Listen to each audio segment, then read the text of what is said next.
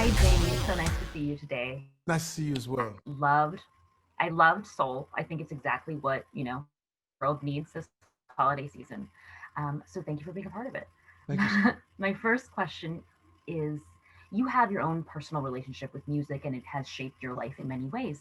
So how is it to with Joe on that level and to kind of channel your own love of music through Oh, him? listen, I love music so much. I love jazz so much.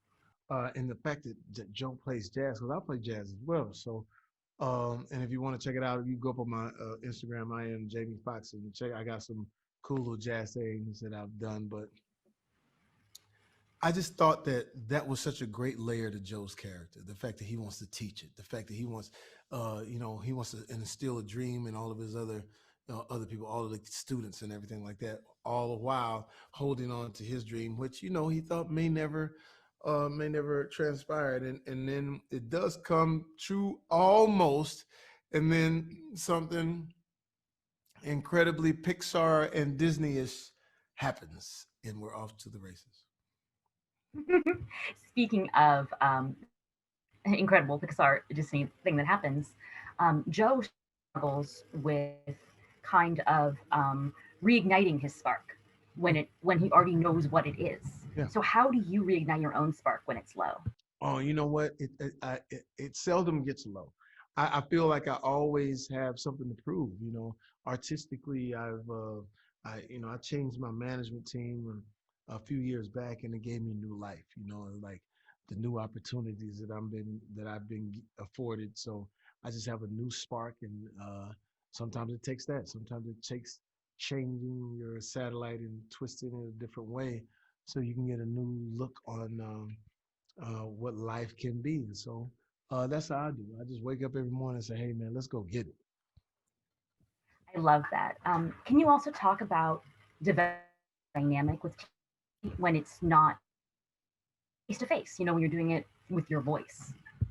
Well, you broke up a little bit, but I think what you were saying, like, how do you bring the emotion with your voice without being able to Yes, with have it's the, and developing the dynamic on yeah, screen. because when I first walked in, I was trying to do facial expressions and all, and they were like, Jamie, we can't see you. All we know is your voice. And so, but yeah, but working with Pete and Kemp, they would guide me through it to make sure that we were not only just getting the words said right, but having it done with compassion if we need to be excitement, anger, and then at the end they would say that sounds animated, and then once you get that stamp, and then you look at it and say, wow, it really makes sense because when you see the finished product, it was amazing.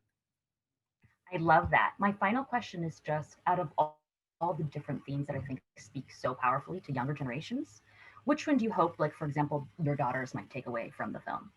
Oh man, just the optimism, the optimism and the good feeling of good people, someone who wants to help someone out. That's what we're missing right now. No one wants to see someone else's side. When you see someone wallowing in anger or wallowing in the depression, you got to reach in there and say, hey, no, look, there's so much more out here, so much more to enjoy. We don't have to feast on anger, because feasting on anger doesn't fill the belly with anything good. So Yeah. I hope they get the goodness out of it, because we need a lot of goodness right now, and pay attention to each other.